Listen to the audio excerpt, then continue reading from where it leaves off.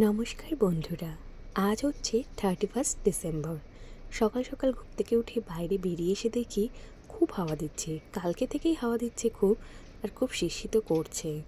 আর এদিকে দেখো, আমি জানো তো রাত্রেবেলায় না দুদিকে না চুল বেঁধে শুই। কারণ দুবাই জলে না প্রচণ্ড পরিমাণ চুল ওঠে, তাই জন্য দুদিকে চুল বেঁধে রাখি যাতে চুলটা একটু কম ওঠে। আর আমার না এরকম দুদিকে চুল বাঁধতে কিন্তু বেশ ভাল লাগে।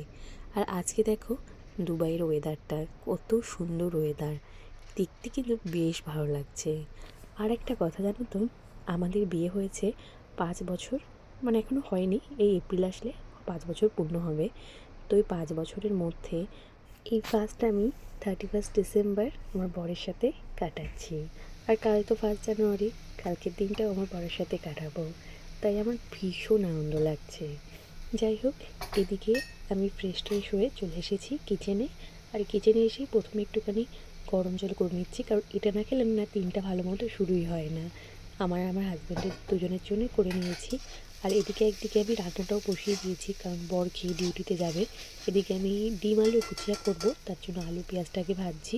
আর এদিকে আমার ডাল সেদ্ধটা হয়ে গেছে, কাঁচা লঙ্কা দিয়ে ডাল সেদ্ধ করেছি। আর এদিকে আমার ভাতও হয়ে এসেছে, আমি রাইস কুকারেই ভাতটা করে নিয়েছি। এরপর আমি এখন বরের খাবারটা বেড়ে দেবো। এই যেদিকে বরের খাবারও বেড়ে দিয়েছি, ডিম আলু ভুজিয়া, আর রয়েছে গরম গরম ভাত।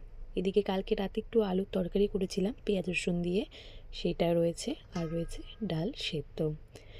এখন হচ্ছে খাবারটা খেয়ে বর ডিউটিতে যাবে। আর আমার জানো তো সকালটা খুব ব্যস্ততার মধ্যে দিয়ে কেটে যায়, কারণ বরের ডিউটি থাকে।